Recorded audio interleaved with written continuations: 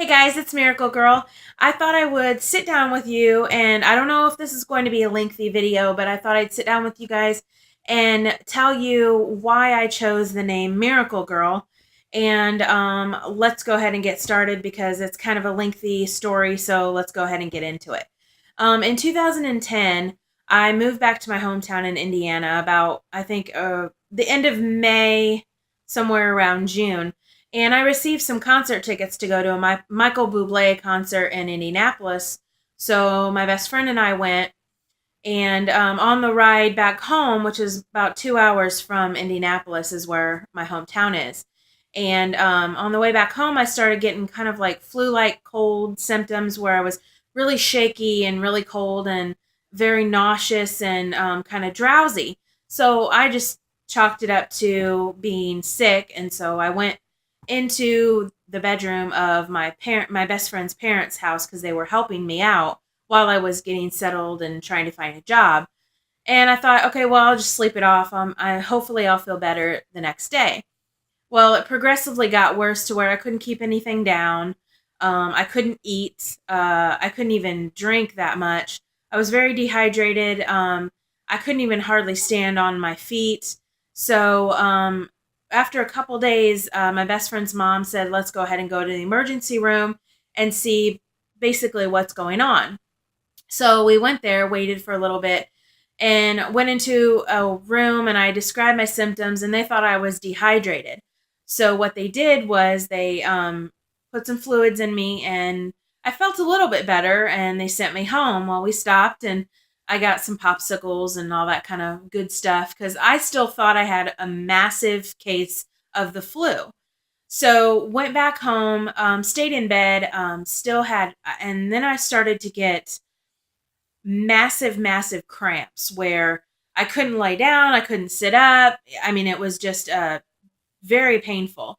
I still felt kind of better than the day before or a couple days before. So hopefully, I just chalked it up to I'm really sick. Well, days and days went by. My best friend's parents went on vacation. I was sitting on the couch.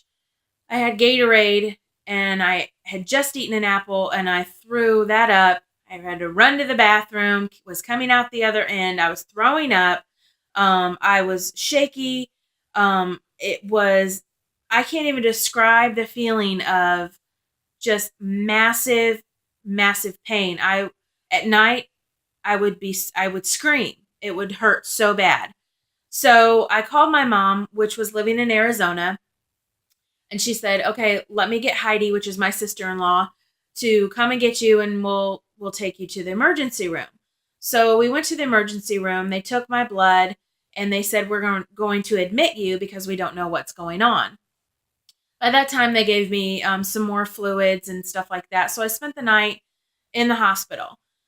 Well, a family doctor that lived just down the road when I was growing up, Dr. Chamberlain, he came in and they were doing a bunch of x-rays and tests and stuff. And he said, well, the hospital that I was in my hometown was kind of small. So they said, we're going to send you to Fort Wayne and see if they can help you. But at this time, nobody knew what was going on with me. So, and I was still cramping and, couldn't hardly keep anything down.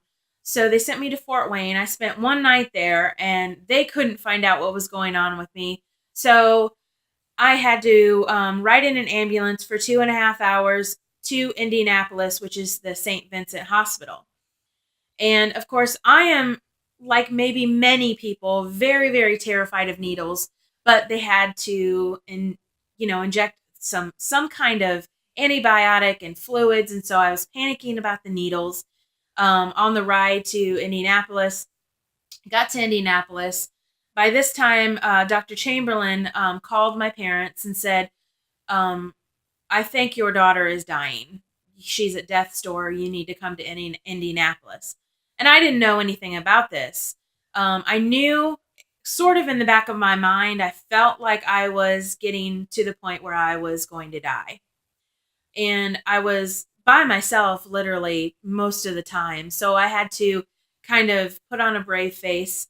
And so anyway, I was in Indianapolis and my mom walked through the door and I started crying. and she started crying, and she was my strength at that moment and during the whole process.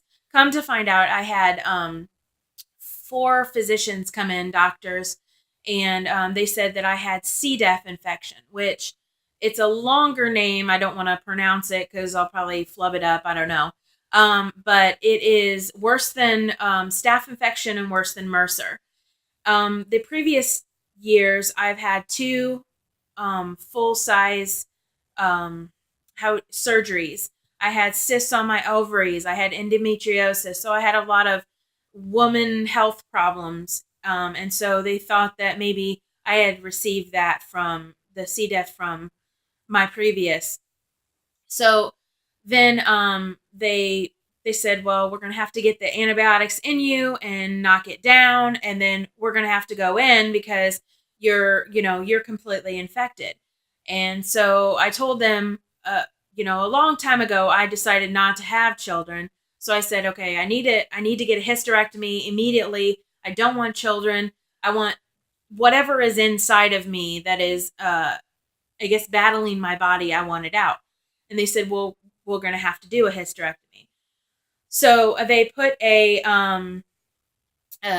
what is it called? A PICC line in my arm. And that was probably one of the worst things I have ever been through. It was just like a little thin, it looks like a thin spaghetti needle or noodle. And it was absolutely horrible. Like I said, I hate needles. Anyway, so they took me into surgery. I was in surgery for, I think, about 5 to 7 hours. I'm not sure. The doctor came out, brought my mom into a room, sat her down and said, she's been sick for a very, very long time. I don't know how her body was functioning. But basically what happened was I had a full hysterectomy. I had my appendix taken out. I had some of my bowels taken out, and I had to have my bowels reconstructed. And I do still have gallstones. They didn't want to go further up to just in case if there was a big infection. But anyway, I came out successfully. I healed. I don't want to go into any other detail, but my mom, after I came out of surgery, called me her miracle girl. So that's basically why I chose the name Miracle Girl, and kind of why, my Facebook and my Instagram is kind of all Miracle Girl, because I do believe that I definitely would have died if I waited an hour or a day longer to go into the emergency room the second time. So that's why I chose Miracle Girl. It wasn't about, I can perform miracles or anything.